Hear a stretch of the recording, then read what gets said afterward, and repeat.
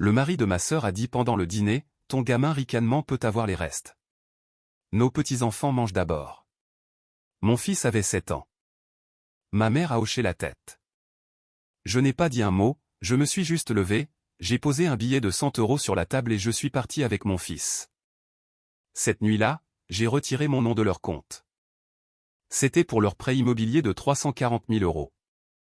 À 7 heures du matin, la banque les avait déjà appelés 14 fois.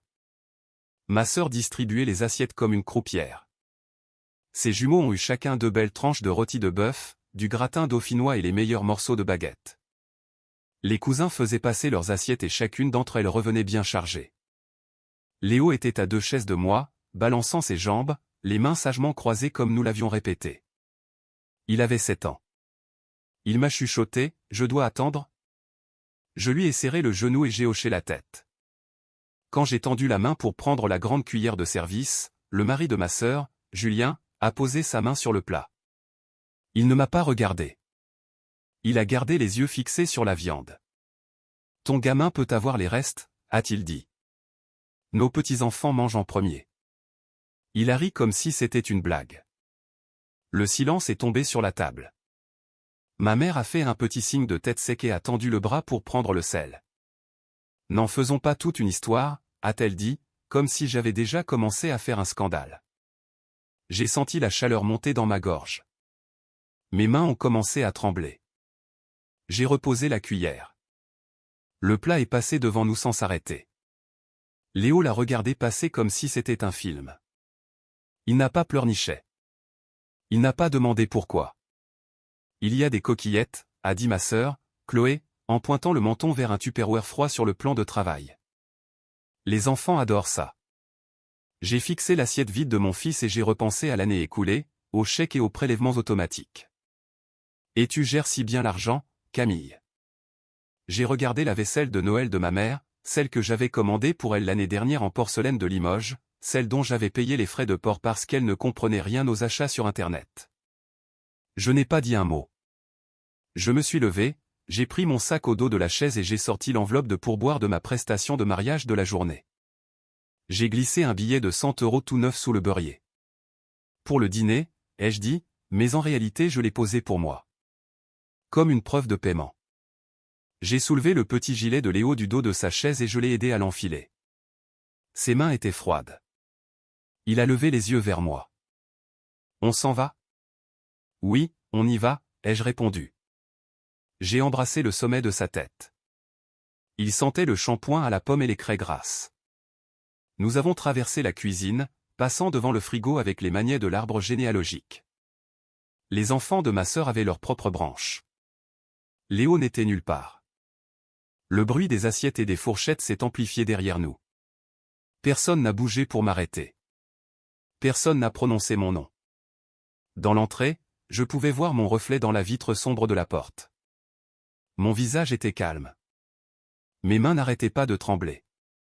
Dehors, la soirée d'été lyonnaise était rose et dorée. J'ai attaché Léo dans son rehausseur, celui que j'avais acheté d'occasion et nettoyé comme s'il était neuf. Il m'a scruté à travers les sangles. J'ai fait quelque chose de mal, a-t-il demandé. Non, ai-je dit. Tu es parfait. Dans le rétroviseur, je pouvais voir la fenêtre de la salle à manger, les petites têtes qui s'agitaient, les cousins qui mâchaient, le profil de ma mère, la façon dont elle gardait la bouche pincée, et Julien avec ses épaules carrées comme un chien de garde. J'ai tourné la clé de contact. Je suis parti. Je m'appelle Camille. J'ai 35 ans. Je vis à Lyon, dans un appartement de 3 pièces avec un petit balcon qui donne sur un parking et un petit olivier en pot très têtu.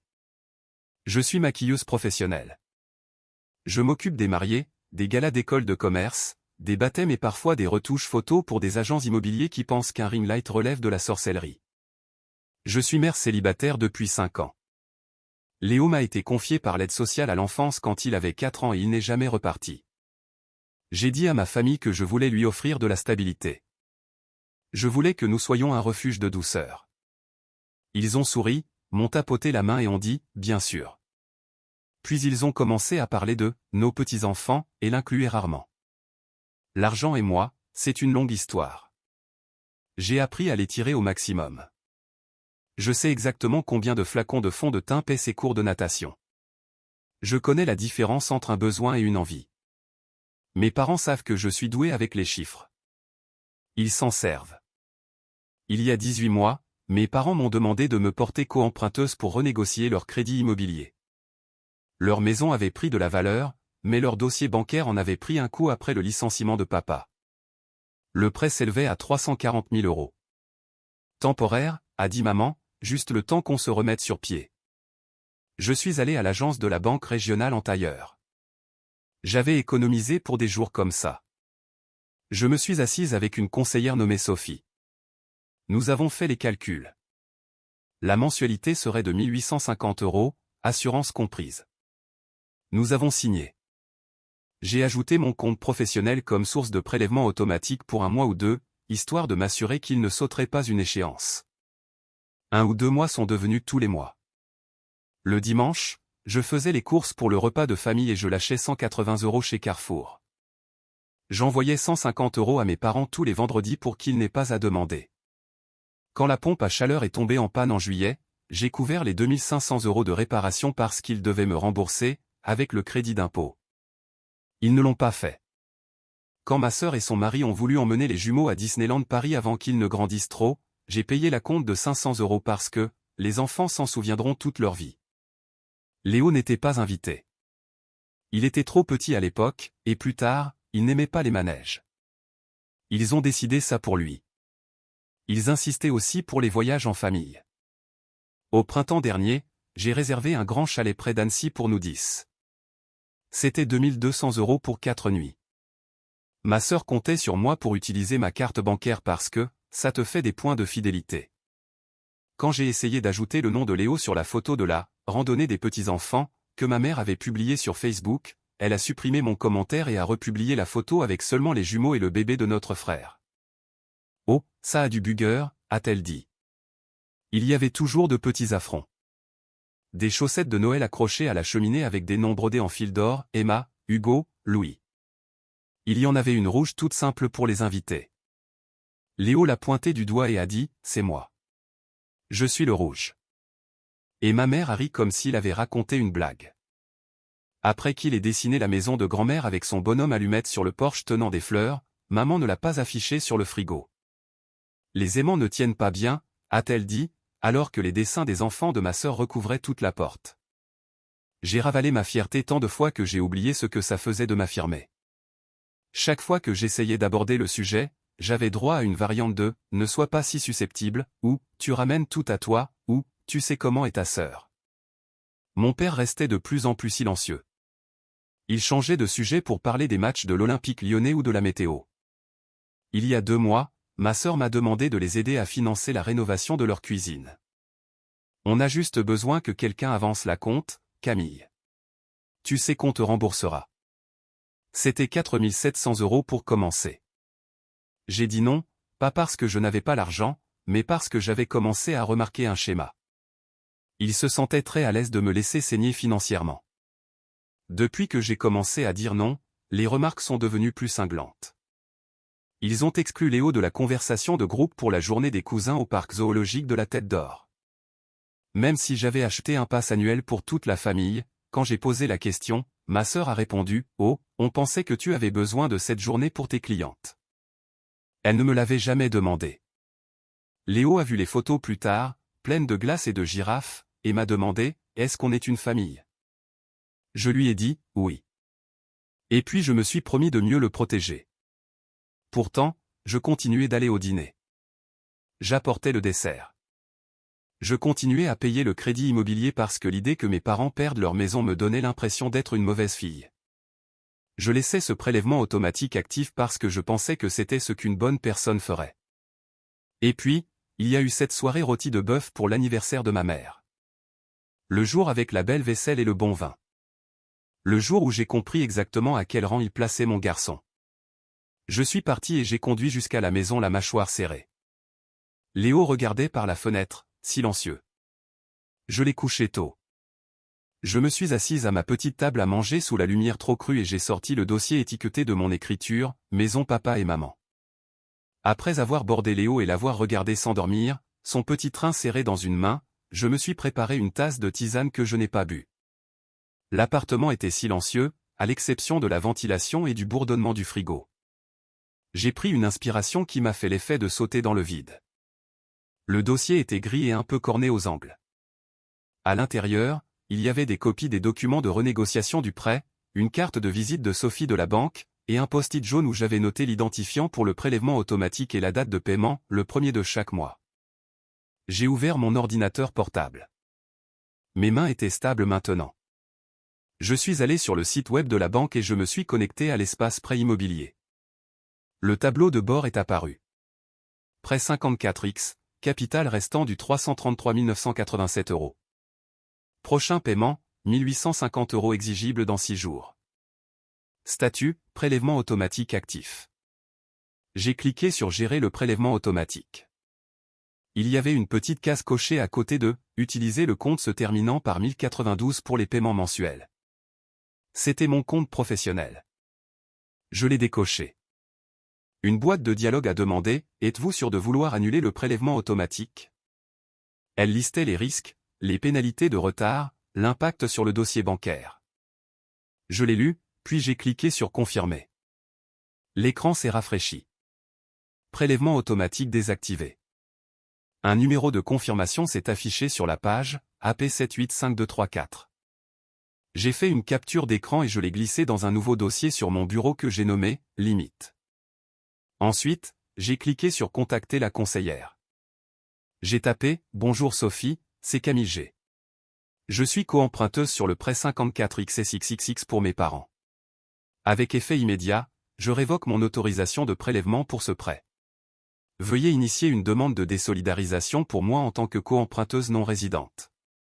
Je comprends que cela nécessite une nouvelle évaluation de solvabilité ou un rachat de crédit par les emprunteurs principaux. Mettez-moi en copie de toutes les communications. Merci. J'ai cliqué sur Envoyer. Le système de messagerie a émis un bip. Nous vous répondrons sous un jour ouvré. J'ai sorti mon téléphone et j'ai cherché le contact de Sophie. Je lui ai envoyé le même message par email depuis mon adresse personnelle et j'ai joint une lettre numérisée. Je l'ai tapé, signé et validé via mon compte Adobe avec une signature électronique sécurisée. Une demande officielle de retrait en tant que co-emprunteuse et la révocation de l'autorisation de débiter mes comptes pour tout paiement lié au prêt immobilier ou aux ajustements d'assurance. Elle comportait mon nom, le numéro de prêt, la date. Dans le portail en ligne, sous « Comptes externes autorisés », mon compte professionnel était toujours listé. J'ai cliqué sur « Supprimer ». Ça a demandé un code. J'ai attendu. Le SMS de confirmation est arrivé. Je l'ai saisi. Compte supprimé. Enfin, je me suis connecté à mon compte courant. Je suis allé dans la section des virements. J'ai annulé le virement automatique du vendredi vers le compte de ma mère. C'était 150 € programmés chaque semaine. Il y avait une note dans l'intitulé qui m'a brûlé les yeux, course. J'ai cliqué sur annuler la série. Ça m'a fait l'effet de retirer le bouchon d'une baignoire qui se remplissait depuis des années. J'ai pensé à envoyer un SMS à ma mère. Je ne l'ai pas fait. J'ai posé mon téléphone face contre table. Je suis allé dans la chambre de Léo et je l'ai regardé respirer pendant 1 minute. Il a un petit éclat sur sa dent de devant depuis qu'il est tombé au parc l'année dernière. Il sourit toujours comme s'il pouvait illuminer toute la résidence. De retour à la table, j'ai ouvert mon application de notes et j'ai écrit les mots que je voulais dire à voix haute, mais que je savais ne pas devoir prononcer. Je ne financerai pas une famille qui n'inclut pas mon fils. Je ne suis pas votre banque de secours. Mon enfant ne mange pas en dernier dans une maison que je paie. J'ai verrouillé mon ordinateur. J'ai lavé le mug que je n'avais pas utilisé. J'ai éteint la lumière et je me suis couché. À 6h42 du matin, mon téléphone a vibré sur la table de nuit. Puis encore et encore. C'était comme l'alarme incendie de l'immeuble, constant et strident. J'ai retourné le téléphone. 12 appels en absence. 2 de la maison familiale, 3 de maman, 7 d'un numéro que je ne reconnaissais pas et qui s'est avéré être le standard de la banque. À 7 heures, le compteur d'appels manqué affichait 14. Je n'ai pas répondu. Je me suis dirigé vers la porte de Léo, je l'ai entr'ouverte, et je l'ai vu assis dans son lit, les cheveux en bataille à l'arrière, souriant parce que le soleil du matin dessinait de petits carrés de lumière sur sa couette. « On peut faire des crêpes ?» a-t-il demandé. « Bien sûr », ai-je répondu. Le téléphone continuait de vibrer sur le plan de travail de la cuisine. J'ai versé la pâte. J'ai retourné les crêpes quand elles faisaient des bulles. C'était juste de la farine, du lait et un œuf. Nous les avons mangées avec des fraises de la barquette que j'avais achetées pour la fête de ma mère. À 8h15, les textos de ma mère ont commencé à pleuvoir. « Qu'est-ce que tu as fait ? Réponds à ton téléphone. Sophie m'appelle. Elle dit que tu as retiré ton nom de notre prêt. Tu es folle ? Ne sois pas si dramatique. Ton neveu t'avait fait une carte. Ma sœur a renchéri par-dessus à propos de l'incident du repas. Tu as toujours été jalouse. Et maintenant tu vas mettre papa et maman à la rue. Mon père a finalement envoyé un SMS, on peut se parler en face ? Pas de ponctuation, pas d'émoji, juste ça. J'ai habillé Léo et je l'ai déposé à l'école primaire. À la grille, ma tante Sylvie, la petite sœur de ma mère, était là avec sa petite fille. Elle a croisé mon regard, s'est approchée et m'a serré fort dans ses bras. Elle sentait la lessive et le café. J'ai eu des échos, a-t-elle dit à voix basse. C'était moche hier soir. Je suis désolé. J'ai dégluti. Il a dit à mon gamin qu'il pourrait avoir les restes. La mâchoire de Sylvie s'est crispée. Je sais. J'ai dit à ta mère que si elle se taisait, c'est qu'elle choisissait son camp. Ça ne lui a pas plu. Je n'ai pas hurlé comme si j'étais folle. C'est bien, a-t-elle dit. Tu n'en as pas besoin. Passe dimanche. Je ferai une blanquette de veau. Léo pourra remuer la sauce. Au travail, j'avais 3 filles pour une soirée étudiante et un client pour des photos professionnelles. Entre 2 rendez-vous, mon père a débarqué au salon. Il se tenait dans l'encadrement de la porte, l'air plus petit que dans mes souvenirs. Camille, a-t-il dit. Papa, je suis avec une cliente, ai-je répondu. Ma voix était posée. Ma cliente m'a regardé dans le miroir, les yeux grands ouverts, puis a baissé les yeux sur son téléphone. Je ne comprends pas pourquoi tu fais tout ça pour des broutilles, a-t-il dit, les mains sur le cadre de la porte. Ce ne sont pas des broutilles, ai-je rétorqué. Ce sont des années d'accumulation. Il a reculé comme si je l'avais poussé. Il a réessayé. Ta mère est bouleversée. La banque dit qu'on doit refaire un dossier ou faire racheter le crédit. Tu sais très bien qu'on ne peut pas. J'ai posé mon pinceau. Je ne financerai pas une famille dont mon fils ne fait pas partie. Je ne suis pas votre banque de secours. Il a ouvert la bouche, l'a refermée. Ce n'est pas toi qui parles, a-t-il dit. C'est ta psy. Il a prononcé ce mot comme si c'était du poison. C'est bien moi, ai-je affirmé, et j'ai pris ma décision. Il est parti. J'ai fermé les yeux une seconde et j'ai terminé le trait d'eyeliner. L'étudiante m'a regardé dans le miroir et a dit « Vos traits sont tellement parfaits. » Je n'arrive jamais à faire ça. Des années de pratique, ai-je répondu. Dans l'après-midi, les messages sont passés du choc à la colère puis aux négociations. Ma sœur, tu punis les enfants. On est une famille. On ne fait pas ça à sa famille. Bon, on s'assurera que Léo ait une assiette la prochaine fois. L'expression « la prochaine fois » est restée là comme un bleu. Sophie m'a répondu par email en milieu de journée. Nous avons bien reçu votre demande. Veuillez noter que la désolidarisation nécessite que les emprunteurs principaux soient solvables par eux-mêmes. Le prélèvement automatique a été annulé suite à votre demande. Nous avons tenté de joindre les emprunteurs principaux à 14 reprises par téléphone et avons laissé des messages vocaux. Je l'ai lu 2 fois. Ça n'avait pas le goût de la vengeance. C'était comme poser une barrière de sécurité juste avant le bord du précipice. Ce soir-là, on a frappé à ma porte. C'était ma mère. Elle est venue seule. Elle portait une assiette recouverte de papier aluminium. Elle me l'a tendue. Il restait de la viande, a-t-elle dit. J'ai regardé l'assiette. Je l'ai regardée. Je ne veux pas de vos restes, ai-je dit. Je veux que mon fils soit traité comme s'il était à sa place. Elle a de nouveau poussé l'assiette vers moi. Son visage était figé. On brodera son nom sur une chaussette de Noël, a-t-elle dit. C'est donc de ça qu'il s'agit? C'est pour le prêt immobilier, ai-je dit, d'une voix calme et limpide. Vous n'avez plus accès à mes comptes. La banque s'occupera du reste. Son regard a glissé au-delà de mon épaule vers le salon, vers le tas de Lego de Léo, vers le dessin qu'il avait scotché au mur où nous nous tenions la main à côté de notre immeuble avec un grand soleil jaune. Elle a posé l'assiette sur le paillasson et a reculé. Julien ne le pensait pas comme ça. Tu sais comment il blague. Je sais, ai-je répondu. Et je sais ce que tu as fait. Tu as hoché la tête. Elle a tressailli. Tu es en train de briser cette famille, a-t-elle dit. J'ai secoué la tête.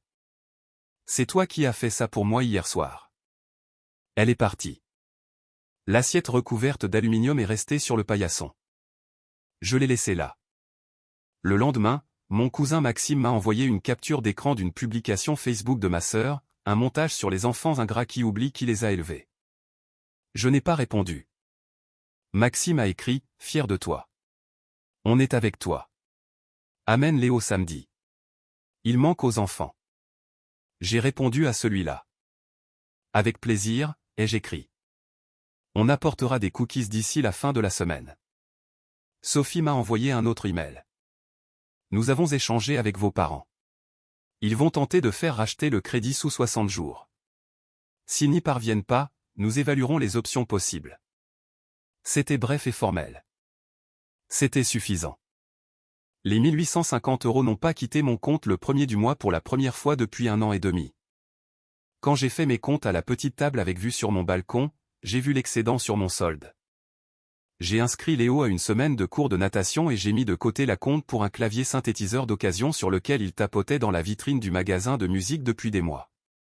J'ai acheté un meilleur aspirateur sans avoir à demander la permission à qui que ce soit. Le dimanche, tante Sylvie nous a invités. Elle avait préparé la blanquette comme promis et a mis la grande louche dans la main de Léo. Il est monté sur une chaise, a remué la sauce et a pris sa tâche très au sérieux. Quand nous nous sommes assis pour manger, elle s'est tournée vers lui et a dit « La première assiette est pour toi, chef ». Il a souri si grand que j'ai vu l'éclat sur sa dent. Il a mangé 2 assiettes et a demandé la recette pour son petit carnet. Sylvie m'a tendu un Tupperware et a chuchoté « Pour ton congélateur, pour un soir où tu n'as pas l'énergie de cuisiner ». À la maison, j'ai ajouté 2 chaises supplémentaires à notre petite table, vide. Ce n'étaient pas des ultimatums. C'étaient des constats. Cet espace pourrait être rempli quand ce serait sûr, ou pas du tout.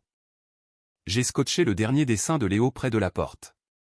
C'était encore notre appartement, mais maintenant avec un petit cœur au-dessus et un cadenas. Il avait écrit avec des lettres appliquées, la maison de maman et moi. Il avait dessiné un arbre avec exactement 2 branches et les 2 portaient des noms. Ce soir-là, j'ai trié une pile de papier dans le dossier gris. Sur le dessus, j'ai placé l'email de la banque et la page de confirmation d'annulation du prélèvement. J'ai écrit la date sur un post-it et je l'ai collé sur la pochette. J'ai glissé le dossier sur l'étagère avec mes déclarations d'impôts et le jugement d'adoption de Léo. Je n'ai bloqué personne. Je n'ai rien publié sur les réseaux. Je n'ai pas donné d'explication au-delà d'une seule phrase quand ils appelaient. Quand ma mère a envoyé un texto en milieu de semaine, « Tu ne vas vraiment pas nous aider ?» j'ai répondu, « Je ne financerai pas une famille dont mon fils ne fait pas partie. » Quand ma sœur a envoyé une photo des jumeaux dans un parc à trampoline avec la légende « Journée des cousins », j'ai répondu avec une photo de Léo par terre en train de construire un vaisseau spatial en Lego. Il riait aux éclats. Il avait inventé une règle, chez nous, la personne qui cuisine choisit la première part. Nous nous y tenions. 1 mois plus tard, mes parents ont réussi à faire racheter leur crédit par un autre organisme. Le taux n'était pas aussi avantageux. La mensualité a un peu augmenté. Ils ont dû réorganiser leurs finances. Ils n'ont pas perdu leur maison. La fin du monde n'a pas eu lieu. Mais mon rôle d'éponge financière s'est arrêté là. Nous avons organisé notre propre jour de fête. Pas Noël, pas Pâques, juste un samedi que nous nous sommes appropriés. J'ai fait un poulet rôti parce que Léo réclamait notre propre dîner chic. J'ai dressé la table avec les assiettes Monoprix que j'adorais et les tulipes à 10 € que je m'étais enfin autorisé à acheter. J'ai mis 2 chaises vides au bout de la table. Je ne les ai pas fixées. Je n'ai pas porté de toast en leur honneur. Je les ai juste laissés exister.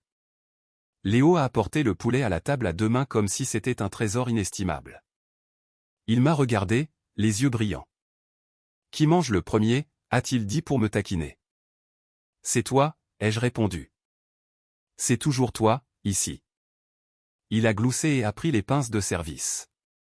Il a mis un beau morceau dans son assiette, puis il a tendu le bras vers la mienne et m'a servi en deuxième. Parce que tu as cuisiné et parce qu'on est une équipe. Nous l'étions. Nous le sommes. Et maintenant, l'argent que je gagne met des couleurs dans son monde au lieu de réparer le toit de quelqu'un d'autre pendant qu'il attend les miettes. J'ai gardé le billet de 100 € que j'avais posé sur la table de ma mère dans un coin de ma tête comme un marqueur temporel. Non pas pour ce que j'ai payé, mais pour marquer le moment précis où j'ai cessé de payer pour avoir le droit d'appartenir à cette famille. Cette nuit-là n'était pas une vengeance. C'était un reçu. Il disait, j'en ai fini avec ça. Il disait, je refuse que mon fils n'ait droit qu'au reste. J'ai lavé les assiettes et je les ai mises à sécher. J'ai éteint la lumière. L'appartement était parfaitement silencieux. Le verrou a cliqué. Le petit cœur dessiné au-dessus de notre maison brillait dans la lumière de la veilleuse. Les chaises vides attendaient. Et pas nous. Nous étions passés à autre chose.